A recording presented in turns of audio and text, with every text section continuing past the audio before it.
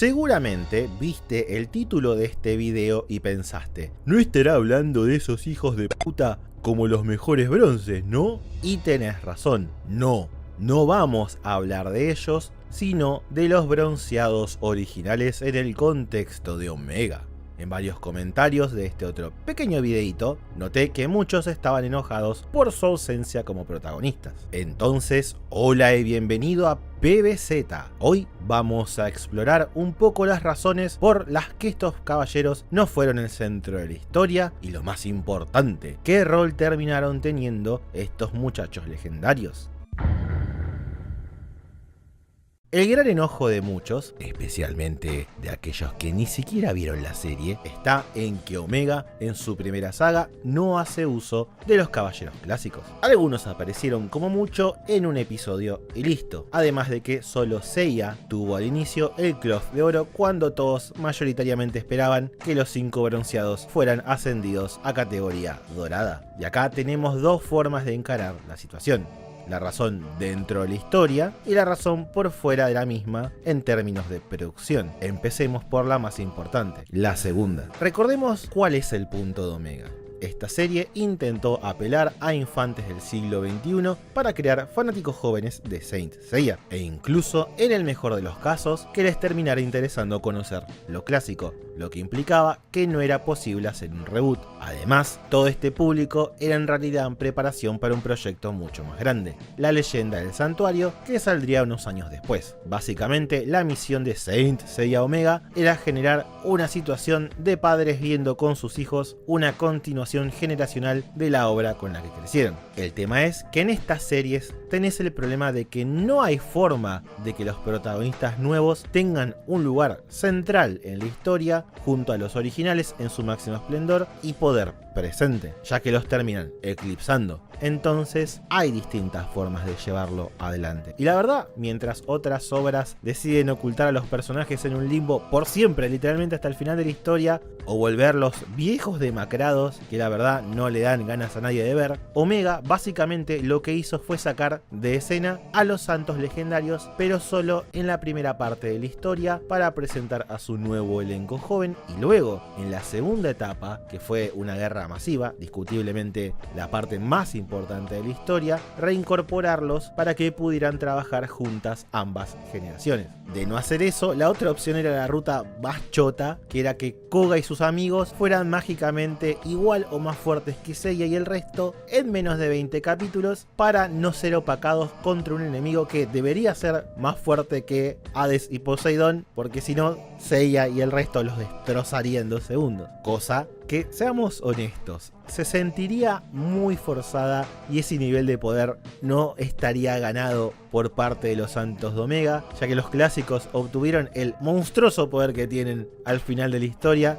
después de la experiencia de las 12 casas y 2 guerras santas al hombro. Personalmente creo que dentro del desafío que es una secuela generacional, Omega encaró un compromiso bastante aceptable, a diferencia de, bueno, otras obras donde sabes que es un árbol porque, mientras que acá en Saint Seiya Omega te presentaron a Marte como un enemigo relativamente más débil que Hades y Poseidón, pero con la diferencia de que tiene una habilidad que, a cambio de caer en un sueño profundo por años, puede manchar, por así decirlo, al enemigo con su cosmos oscuro, el cual impide al, entre comillas, infectado usar su armadura o activar su cosmoenergía libremente, porque si lo intenta, la mancha se expande en su cuerpo causando gran dolor y finalmente matándolo. Después, respecto a los santos dorados, bueno, ya sabes, ahí está el video analizando uno por uno, pero digamos que en términos generales, debido a que Toei demandó reintroducir la subida de las 12 casas, porque de vuelta es una propaganda de la leyenda del santuario,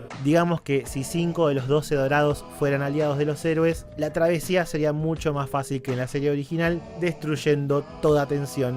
Y recordemos, es la historia de estos 5 jóvenes y ya no la de estos otros. Pero bueno, volviendo al tema. Al final de la primera temporada, por así decirlo, luego de derrotar al villano de turno, dicha maldición es detenida y en la segunda parte y conflicto principal de la serie, los santos de bronce clásicos vuelven al campo de batalla para una última guerra santa donde cumplen un rol más parecido a lo que son generales dentro de una guerra, sin contar a Ikki, que va por su cuenta solo porque Bueno, es Ikki. Así que hagamos un pequeño ejercicio y exploremos qué hizo la serie con cada uno individualmente.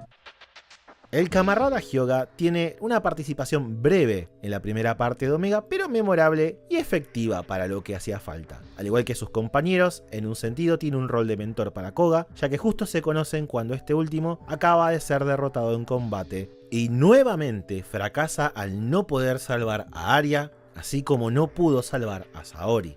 Por lo que cae en la desesperación, se rinde, cree que ha alcanzado su límite y no puede visualizar el rescate de nadie. Es acá donde se encuentra con Hyuga, quien le explica que mientras esa persona a la que desea salvar no esté muerta y uno se juegue con todo, aun sabiendo que no tiene la ventaja, todavía hay esperanzas. Como prueba de esto, el cisne expone por un momento su monumental cosmos que deja en shock al nuevo Pegaso y, sin embargo, logra incentivar que el joven ataque de todas formas, aunque sepa que no hay chances de ganar, porque Hyuga hace entender al protagonista que ser caballero no se trata de posibilidades, no se trata de pensar en lo que es imposible, sino en seguir adelante mientras uno permanezca vivo. Algo que definitivamente Hyuga representó en la historia clásica, enseñando algo fundamental a este chico y aún más importante, devolviéndole la esperanza en sí mismo. En la segunda parte de Omega, Hyuga toma un rol fuertemente activo en la guerra contra Palas, yendo en la primera fila y enseñando a los jóvenes caballeros a mantener la calma y no dejar que sus emociones los hagan cometer errores fatales.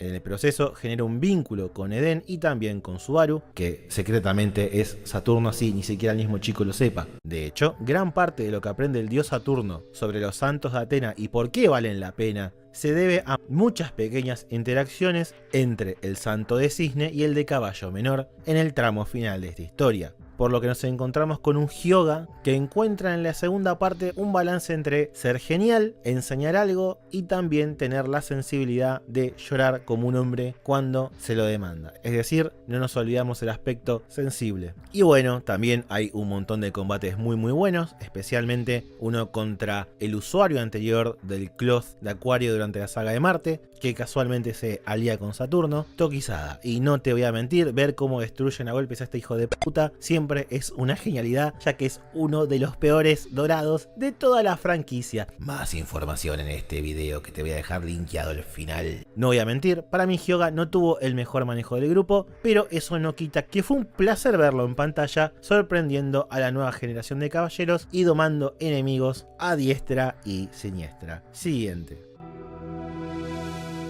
El manejo de Ikki en Omega está bien, aunque para mí algo sobrevalorado. En la primera parte de la historia no hace acto de presencia fuera de flashbacks y su participación real es en la saga de Palas. Aquí básicamente es un lobo solitario que lucha sin temor en modo kamikaze contra los enemigos más fuertes de la diosa enemiga. Incluso se encarga de derrotar a una de las 4 espadas sagradas de Palas, que son básicamente dioses menores al servicio de ella y Saturno. En Omega, Ikki es estilo sobre sustancia y la verdad no está mal. No voy a mentir, me hubiera gustado que lo desarrollaran al igual que el resto de los caballeros legendarios, pero eso no quita que lo poco que tuvimos estuvo muy bien y cada capítulo en el que se encuentra lo roba y es un 10 sobre 10. Su estilo, su genialidad y sus combates lo volvieron muy memorable, al punto que cuando la serie estaba en emisión mucha gente empezó a ver a Omega de la nada solo para ver a Ikki.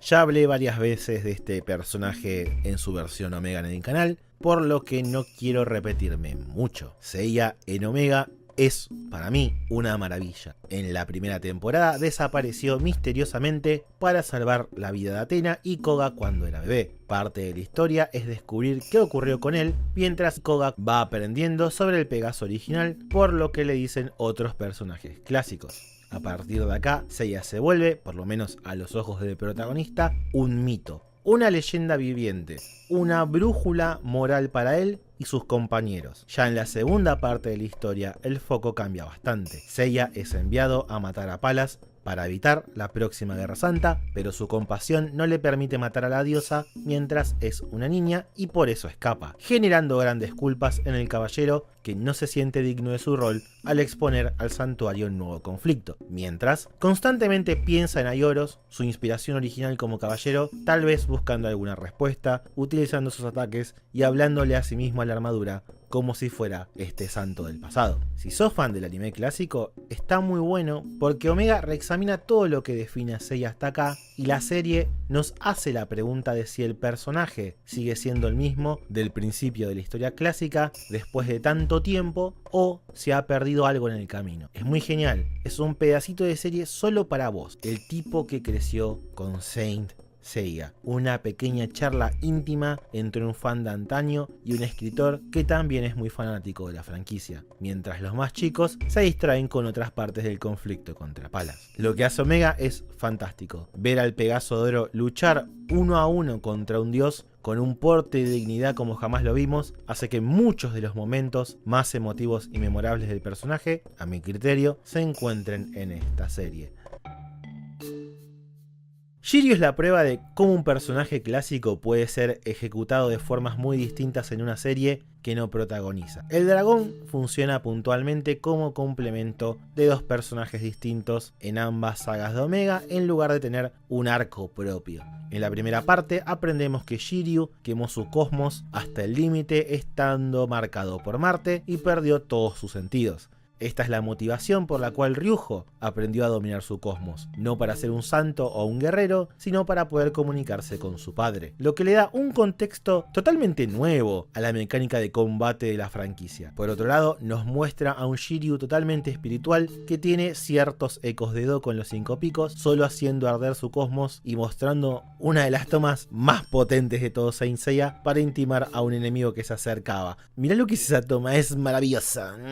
Ya una vez recuperado su poder en la batalla contra Palas, Shiryu vuelve como el caballero de Libra luego del sacrificio de su amigo Genbu. El resto de la historia se enfoca en la idea del linaje detrás de la constelación de Libra, de la forma en que uno siempre hereda la voluntad del anterior y hace sacrificios para abrir caminos a la generación siguiente. Genbu se sacrificó para abrir camino a Shiryu y Shiryu lo hizo para abrirle paso a su hijo y sus amigos. Todo esto en una maravillosa escena súper memorable, realizando una exclamación de Athena junto a Fudo y Kiki. La historia de Shiryu en Omega es pequeña pero contundente. Su existencia marca a Ryujo, define a Paradox y le pesa a Genbu. Influye las acciones de los tres e incluso es el que termina de convencer a Fudo de Virgo que vale la pena morir en el nombre de Athena y la humanidad como un santo de oro. Es de esta forma que la serie le recuerda al fan veterano y le explica al niño nuevo por qué el dragón es uno de los personajes más populares de la serie y por qué inspira a tantos que lo consideran el ejemplo del santo ideal, tanto fuera de la historia como dentro de ella.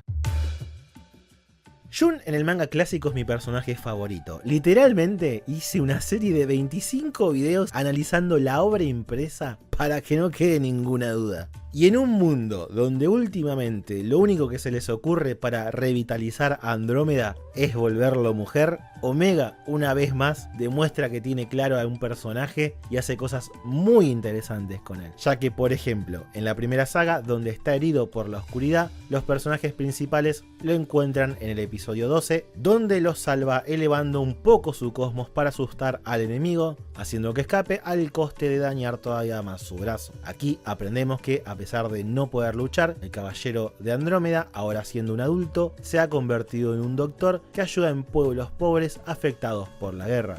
Algo que en mi cabeza tiene mucho sentido. ¿Qué mejor trabajo para Jun de Andrómeda que cuidar y curar a la gente? Eso no quita que el personaje se siente frustrado por no hacer suficiente y no poder utilizar su cloth y ayudar en el conflicto. Es un maravilloso episodio donde el personaje arriesga su vida al máximo para, por un segundo, hacer un pequeño milagro manifestando su armadura para proteger al hijo de su amigo Shiryu y a Koga, la vida que salvó Seiya dando todo de sí. La historia de Jun de aquí en adelante es arriesgar la vida por las generaciones siguientes.